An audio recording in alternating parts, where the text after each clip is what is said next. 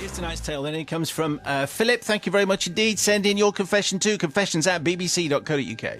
Dear brother Simon and your cast of understudies, I seek forgiveness for a sin of impersonation several years ago whilst working at the Royal Shakespeare Theatre in Stratford-upon-Avon. Hence the title of today's confession, which was Barred to the Bone. Did you get that? Yeah. We also had another one, too, Barred to Handle, but I thought Barred to the Bone. Anyway, well done. I spent a good number of years, says Philip, in the green room, serving food and drink to theatre staff as well as to the cast and crew of any production that's taking place across the 3 RSC stages that Stratford has to offer. With each turn of the season, my colleagues and I would see actors come and go as shows ended their run and new companies arrived. As part of a long-standing tradition, the departing actors would leave their mark on the green room in the form of a painted handprint on the wall, accompanied by their signature. In between busy periods at work, we would gaze across the hundreds of prints that stretched the length of the room, picking out the likes of Sir Patrick Stewart, Dame Judi Dench, and countless other notable thespians to tread the boards in Stratford in years gone by. There was always a buzz about the place when one of the theatre's big names spent a season in sleepy Stratford, not least when a touring company starring none other than great British actor and national treasure Ralph Fiennes came to town. Come the final show, the tub of paint came out, and as usual the cast all dipped a hand in and made their impressions. However, it transpired that for whatever reason, Mr. Fiennes had been too busy and left without putting his print on the wall. I'm sure he had a good reason. To me this seemed too glaring an omission from the Wall of Fame, and I knew what I had to do. I waited until nobody was around. I plunged my own right hand into the tub of paint and pressed it firmly onto the wall. I found space in a suitably prime location right next to the counter. I autographed my work with the most thespian of signatures. It was very elaborate and very cool. I stood back and admired my gift to says here prosperity, but I imagine that was probably posterity, or maybe both. Not only had I reinforced the prestige of the Wall of Fame in the green room, but by falsifying his participation in this tradition, I'd actually done Ralph Fiennes and his reputation a favour. Would you say that's right? Absolutely, Would you say that's yes, right? yeah, Would you say yeah. he's done a Debatable. Debatable? Yeah, okay. Well, let's see how things turned out. The following day I came into work eager to see whether it would be noticed, but equally fearful that I'd somehow be rumbled for my impersonation of the great Ralph. As it happened, the handprint got rather more attention than I'd bargained for, but it wasn't its authenticity that was the topic of discussion, more its dimensions.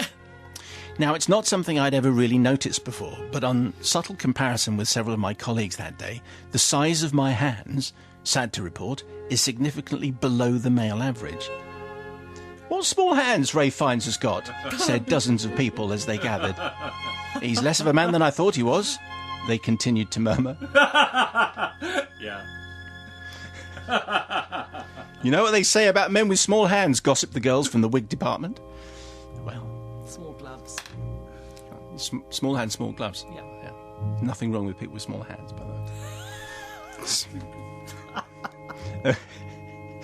Small hands, small ears. Are we all looking at our hands now? think Yes, we we are. are, yeah. What is the average? I don't know. That big. Anyway, amid these sledgehammer blows to the great actor's perceived manliness, not to mention my own self-esteem, says Philip, I managed to keep quiet. I was too embarrassed to tell my colleagues and left the print where it was, where it remained for the best part of a decade, until a recent refurbishment saw the inside of the theatre gutted and the wall demolished. I feel no guilt, really, for deceiving the hundreds of fellow actors, crew and theatre staff who frequented the green room during that time, but I would like to seek forgiveness from Ralph Fiennes himself, lest any of them now think him less of a man than he truly is. Yours beseechingly, Philip. That's very interesting. We've had all kinds of impersonation stories, but we've never had a kind of a handprint, like a Royal Shakespeare confession, like a dramatic confession. We've never had a kind of a Ralph Fiennes-related tale. Anyway, I can see Philip's point. What do you think, sister? That was a great confession. Yeah, I think really so. interesting. I think, well, two things. He clearly didn't mean to do Ralph Fiennes any harm because he was doing it because Ralph Fiennes didn't have enough time to do it and he thought he was doing him a favour. Unfortunately, I think he achieved two things which were not good.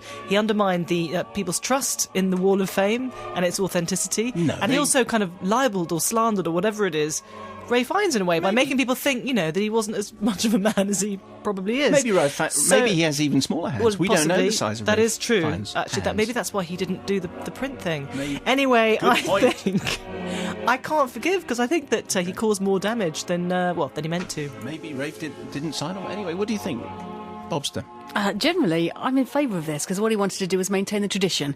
And I think a tiny white lie on ensuring that basically the tradition wasn't broken by just one missing hand is generally a good thing. I know also he wasn't to expect the consequences of what happened later with how big are my hands scenario. I forgive him because it was generally in good intent. It's always the girls in the wigs department that seem to be doing all the gossiping. Yes. What do you think, Brother Matthew? Who does Ray Fiennes think he is? Not contributing to the Wall of Fame with his hand and his signature. He's probably busy. Yes, well, I say... He's busy being Voldemort, remember? Yeah, probably a little bit too immersed in his Shakespeare and not enough in his putting his hand in the wall paint and sticking it on the wall. He's the man who may not be named. Yes, indeed. So I am going to forgive, if nothing else, then because of the fact that he forged his signature by making it as theatrical as he could, which I like. But also this throwaway line of, and then we demolished the wall. What? The wall's gone? I thought this wall was there for posterity. Everyone's going to put their hand on the wall and sign it. Oh, no, we just get rid of the wall. It's progress, Matt. Yeah, it's progress. that's the way it works, isn't it? So I'm going to forgive for no reason. For no reason at all.